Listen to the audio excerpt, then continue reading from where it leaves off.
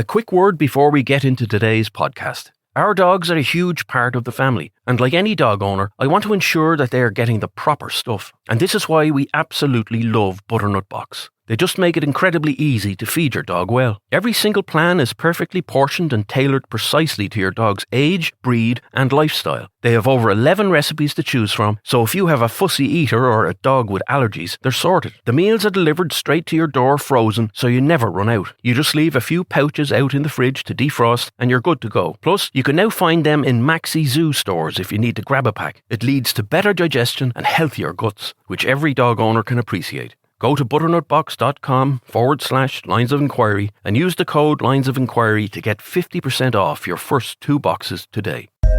GoLoud.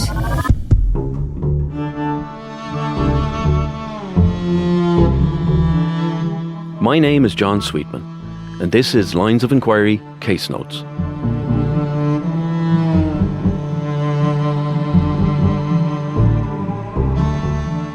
In Case Notes, we step away from telling one specific case in detail and instead take some time to reflect, to revisit past investigations, and to respond directly to you, the listener. These episodes are about opening up the conversation. If you have a message you'd like to share, a case you'd like us to revisit, or someone you'd like to hear from on future episodes of Case Notes, you can get in touch with us at linesofinquiry@goloudnow.com. And be sure to follow us on Instagram at Lines of Inquiry Podcast to keep up to date. In today's episode of Case Notes, we're looking back on another season of Lines of Inquiry. Joining me is Darren Cleary, the creator of Lines of Inquiry and head of digital audio at Bauer Media Audio Ireland.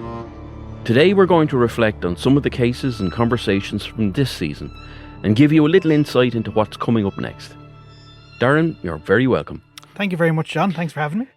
So that's another season of Lines of Inquiry done and dusted, season 3. As we look forward to starting the next season, we're already busy working away at episodes and that. But reflecting back on season 3, was there anything that stood out for you, Darren? Particular stories or maybe interesting people that we got to meet?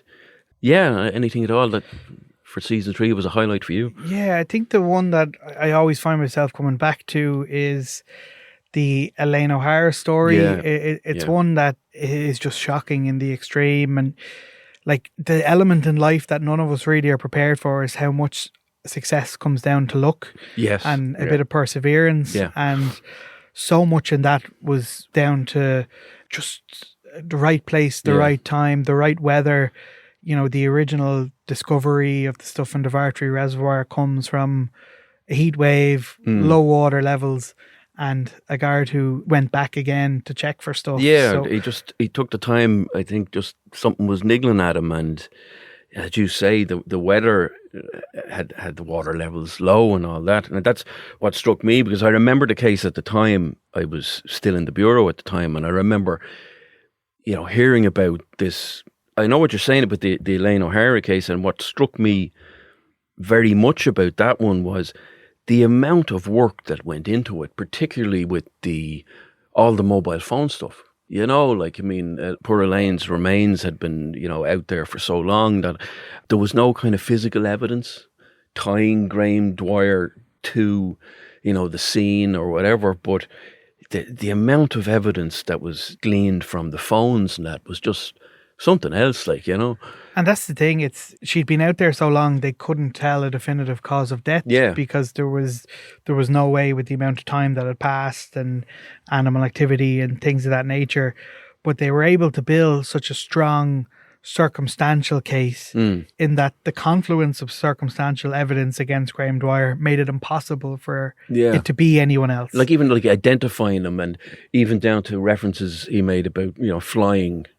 They found that was model airplane stuff, and they, to identify who the suspect was, and then to follow it up, and as you say, hammering it home that this was the guy. It couldn't be anybody else.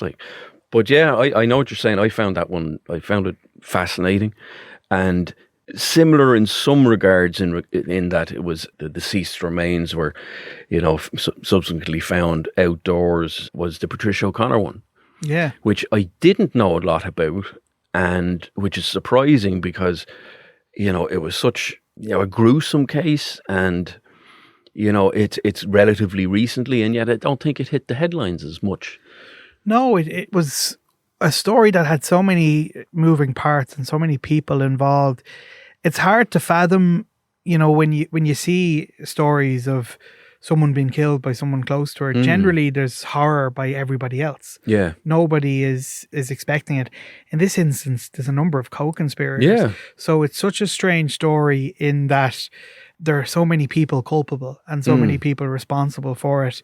And it is the nature of it, the level or attempt of cover-up. The cover-up and the lengths they went to, it'd be one thing to do what they did to poor Patricia if she was a total stranger, but, a family member, again, it's mind-boggling to sometimes read this stuff. And my heart breaks for her poor son. He knew something was wrong when he didn't get a happy birthday text, because he always got a happy birthday text, and it's such a human thing to, raise the alarm for something that would be innocuous to many people, but he straight away knew there was something really, really wrong. It's funny, John, when you talk about, sometimes that bit of Garda work and someone going above and beyond.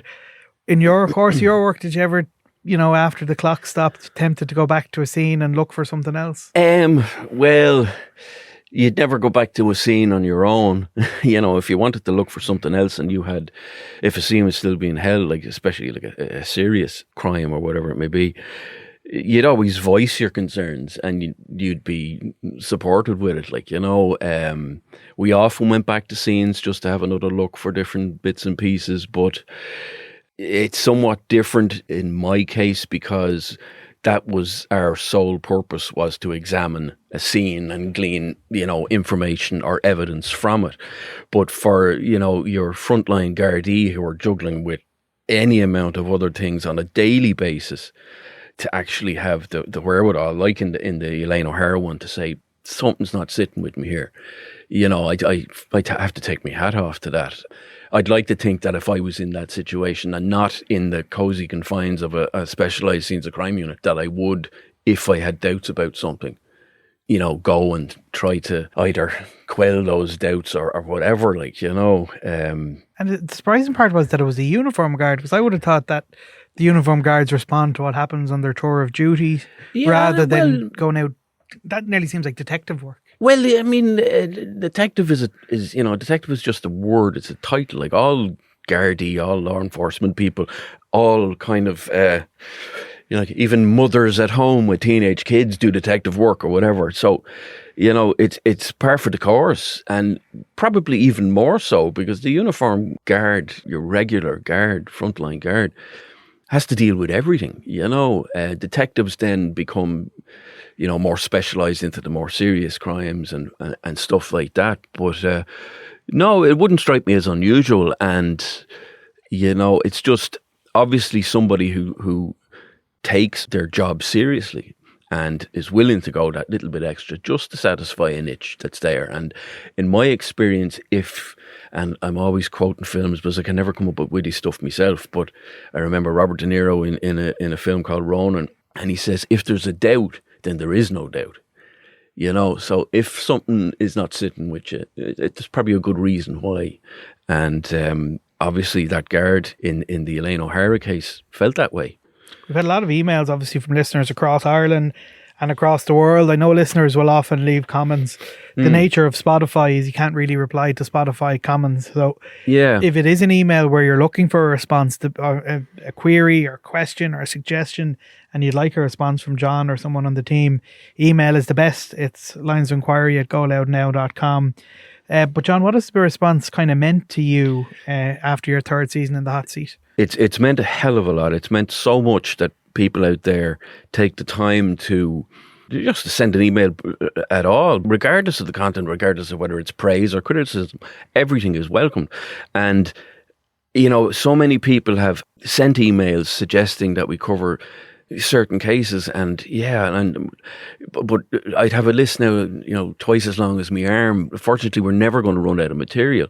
So it's not possible to reply to everybody and say, yeah, we're definitely covering this one or we're covering that one. But every email is read and they're highly valued. And again, I find it's a privilege that so many people out there take the time, be it through email or in comments on Spotify. And I get lovely messages maybe on Instagram or even through LinkedIn from different people. And, it does mean a hell of a lot that we are doing a good job.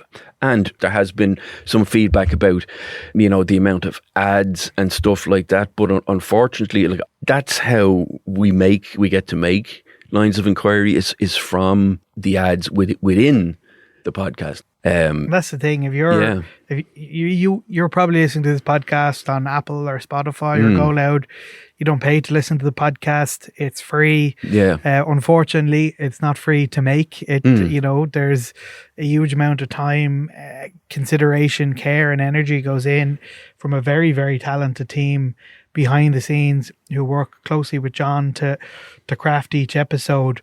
But the nature of it is it's not an amateur pursuit, it's a professional pursuit.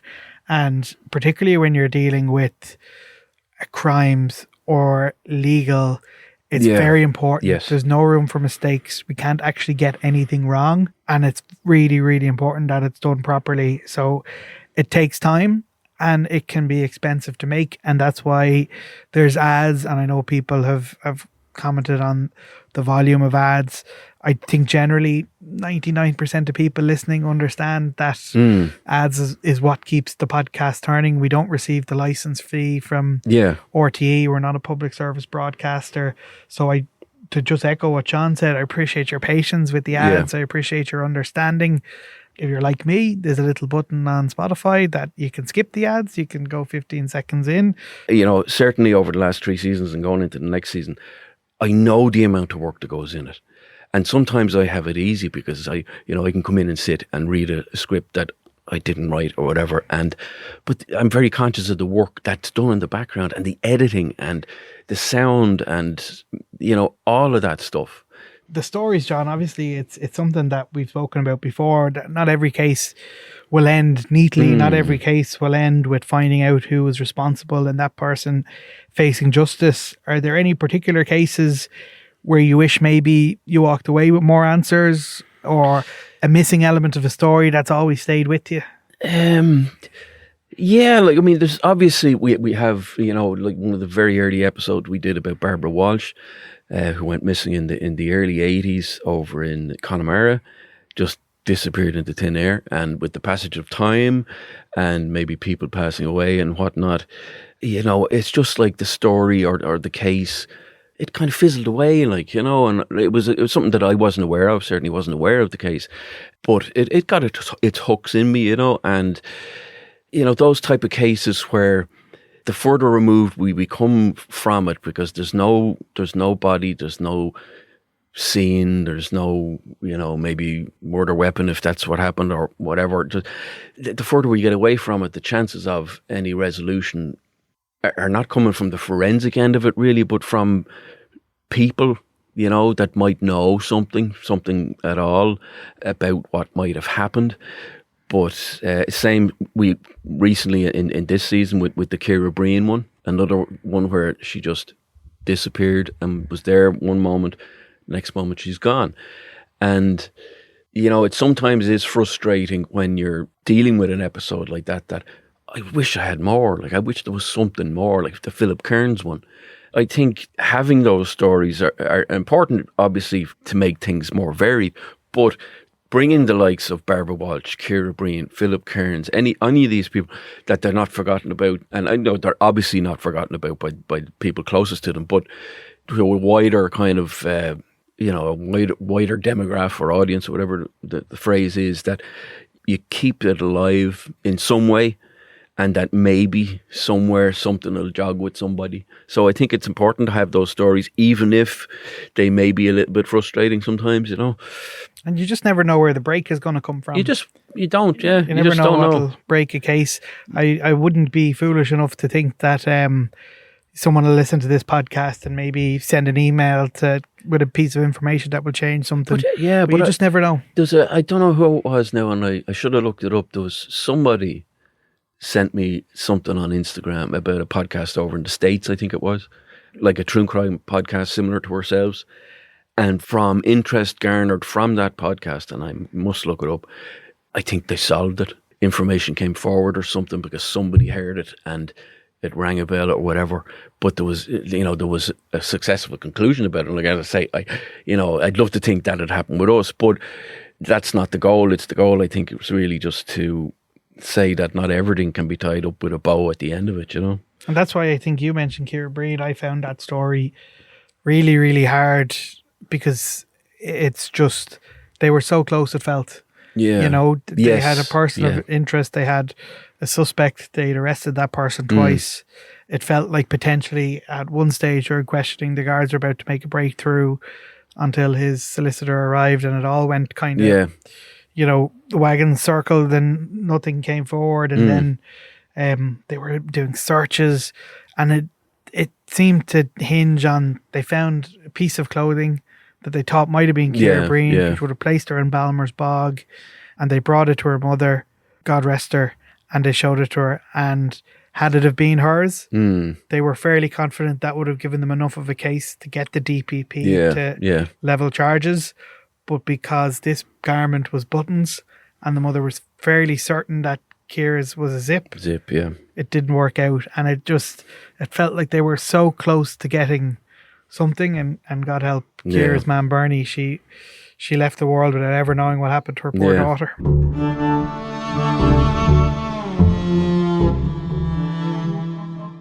We all want our dogs to live the happiest, healthiest lives possible, but a lot of standard dog food out there just isn't cutting it. That's where Butternut Box comes in. Their mission is simple: to deliver health and happiness to dogs and their humans. They use high-quality, whole ingredients that are so good they've actually been taste tested by humans. When your dog starts eating better food, you see the results directly. More excitement at mealtimes, a shinier coat, and a much happier gut. It's not about being fancy, it's just about giving them real food that brings out the best in them. If you want to make the switch, head over to butternutbox.com/lines of inquiry. Use the promo code Lines of Inquiry at the checkout, and they'll give you a massive 50% off your first 2 boxes. Your dog will thank you for it.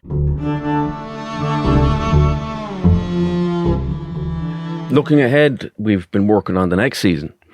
So can you kind of, without giving too much away, tell listeners what might to expect? Well, we're coming back for next season. That's the main thing. I think people were worried for a while that maybe we weren't. Yeah. The nature of it, after every 10 or 12 episodes, to keep the standards high, it's a very, very small team. They put in an incredible amount of hours, and you have to take these breaks to plan the episodes out, speak to the people you need to speak to, and really craft this stuff. I remember speaking to a friend of mine, and they were interested in the process.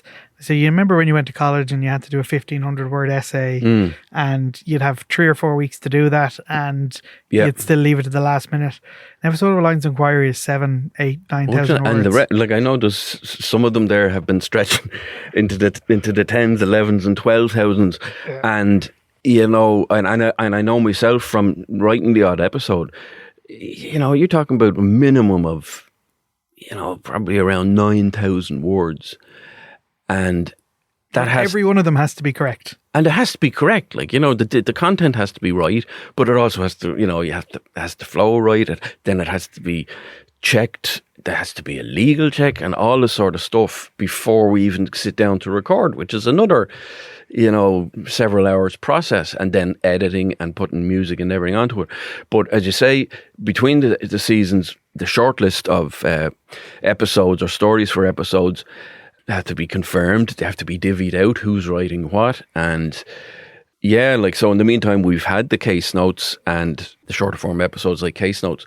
So I just, like you said, it was good to reassure people there in the last week or two that we are coming back. It'll be ready when it's ready, But as I say, the first episode is out the 21st, Tuesday. It's on Tuesday. Yeah, and maybe we could tell people what that story is going to be. Yeah, our first episode is the murder of Karen Buckley, young student nurse from Cork who was studying over in Glasgow when she was murdered. So that's our first episode. That harks back to the second episode ever, which was the Midlands Letter. The Midlands Letters, because it was in... How are those two related? Well, in the Midlands Letters, the really nasty series of, very, very nasty and explicit letters that this fella had been sending to, various places, including girls' schools over a period of several years. But, he was boasting about being a serial killer, and he was going to be doing this to girls and that to girls. And he mentioned several other cases where, young Irish women had been killed. And one of those he made reference to was Karen Buckley.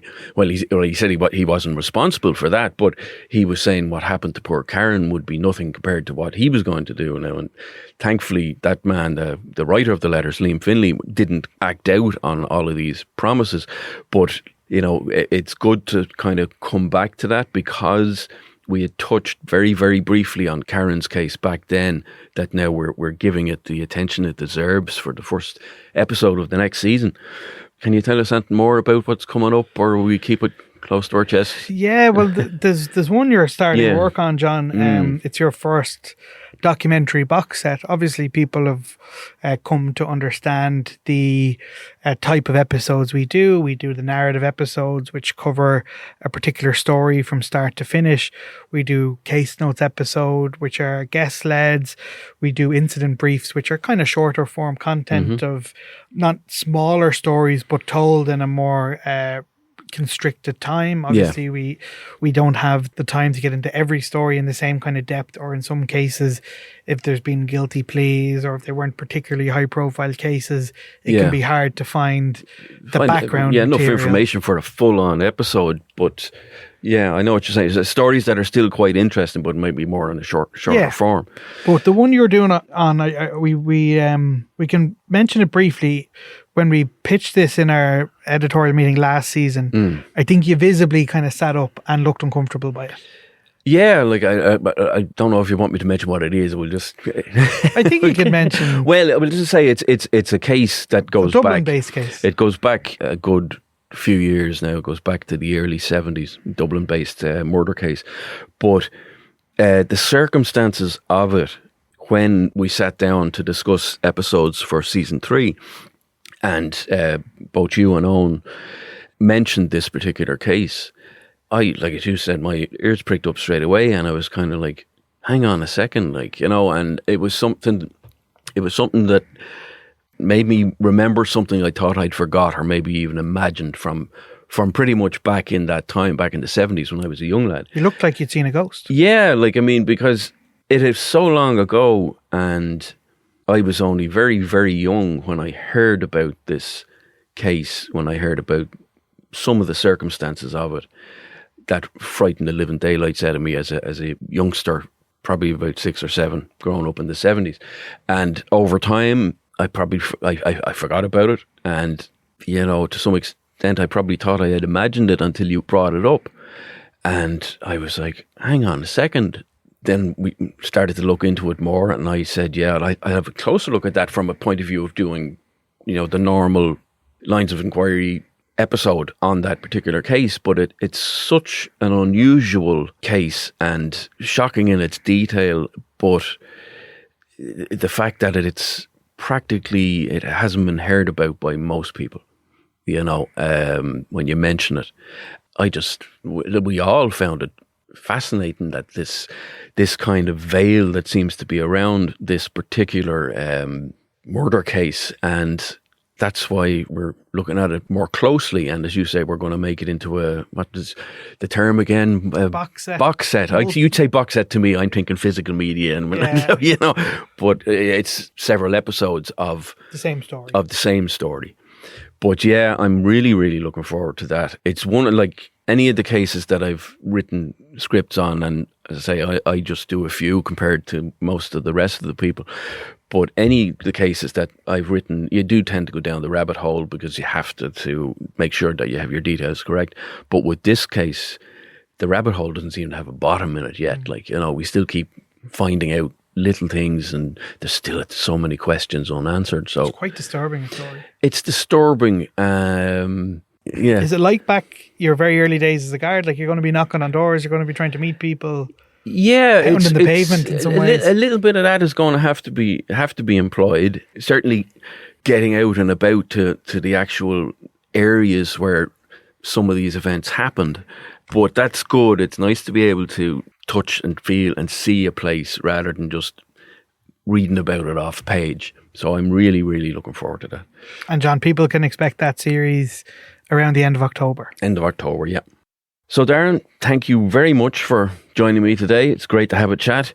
You know, you're a busy man, so it's nice to be able to sit down and have a chat. And again, thank you for your support, well, personally for me, for all the support that you've given me over the last few seasons, and really looking forward to the next season. So thanks again. Thanks for having me, John. Thank you for listening to this episode of Lines of Inquiry Case Notes. If you enjoyed the podcast, please consider giving us a 5-star rating and review, sharing it to your story on social media, leaving a comment below, or simply telling a friend you enjoyed it. Your support helps us make more episodes. If you'd like to get in touch, you can email linesofinquiry@goloudnow.com. Lines of Inquiry is presented by me, John Sweetman. The podcast is created by Darren Cleary. Our executive producer is Owen Brennan, and Aoife Plunkett and Siobhan Walsh are our producers. Remember, in the end, everything done in the dark comes to light.